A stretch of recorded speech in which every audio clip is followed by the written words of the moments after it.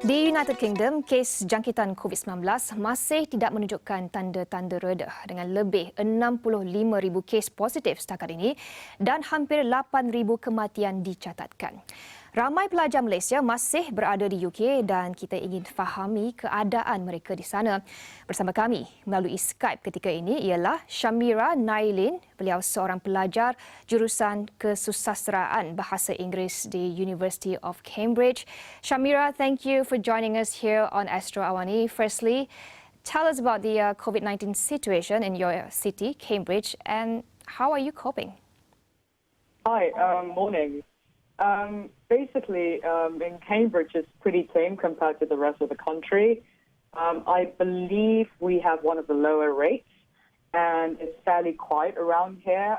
So, yeah, I would say all in all, fairly uneventful, and most people are following orders and quite serene. So. Now, as a student in the UK, can you tell us what kind of access to healthcare do you have, such as the NHS? Are you eligible for NHS? Yeah, all international students pay a fee to access the NHS, and the NHS are doing a fantastic job. Just that they're slightly underfunded and they're also understaffed, which means that healthcare can be quite precarious. So if I were to get really sick, I wouldn't know if I would be able to access healthcare, and that's quite a worry for me. But we make do with that. So. Now, of course, the UK, like Malaysia, is approaching its third week of a lockdown with little sign that restrictions will be lifted anytime soon. Is getting supplies such as food a challenge for you and other students studying there? Not so much, but it's definitely a risk every time we go out. So I would have to go out for my groceries once a week, and that's always quite scary because you don't quite know what you're getting into. But I would say that I'm lucky enough to be very close to the grocery store, and I take all precautionary steps.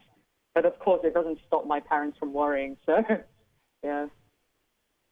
Now, we know that a lot of students, Malaysian students who work part-time for pocket money, and now with students having no choice but to stay home longer without the extra pocket money, and utility bills will continue to rise for those especially living in private accommodation. How is the situation for you, your friends? Has there been any help extended to students?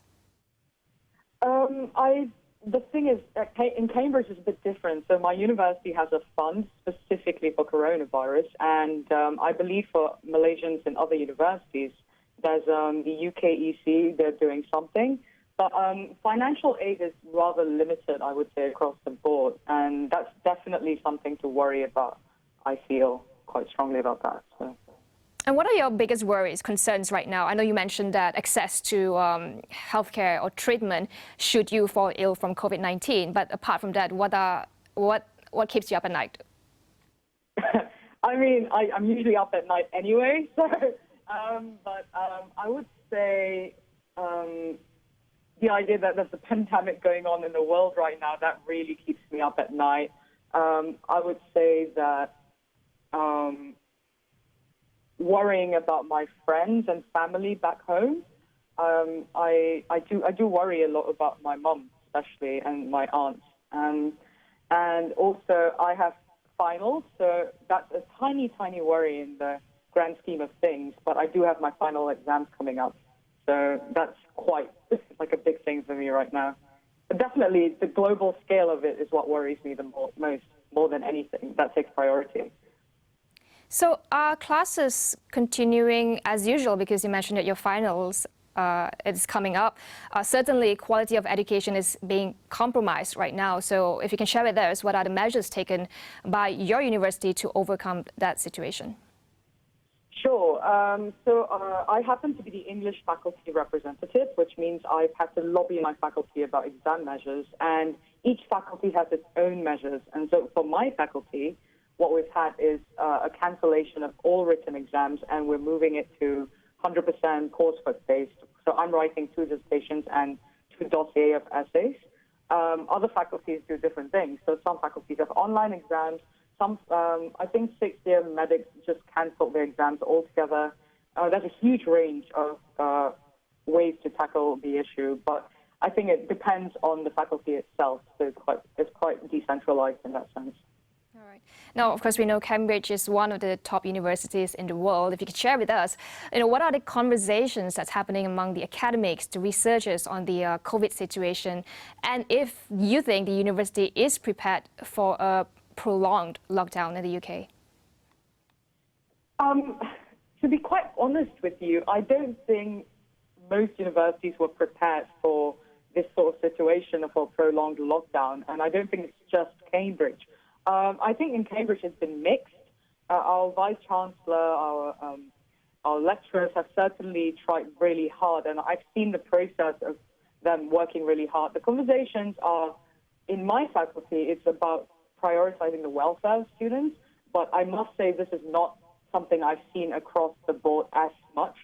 However, with that being said, I do think that there is concern involved in the process. It's just that sometimes I don't know if it's coming across fully. So I think it's a scary time.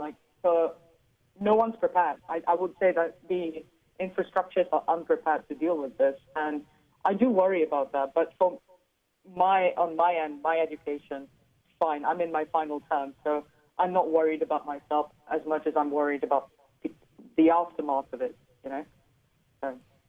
And has there been any communication with the students from the High Commission in the UK, in London? I believe this in London. And how has that been in terms of managing the Malaysian students in the UK and ensuring that they are taken care of? Right. So I heard news about this from a group chat, really, where the High Commission, I think they've asked us to register with them. I've heard snippets of news, but I personally haven't heard anything substantial. And mostly everything I hear is through student-led groups and student organizations in the UK, Malaysian student organizations, that is. All right. Well, Shameera, is there anything, lastly, you'd like to say to your family and friends back home in Malaysia?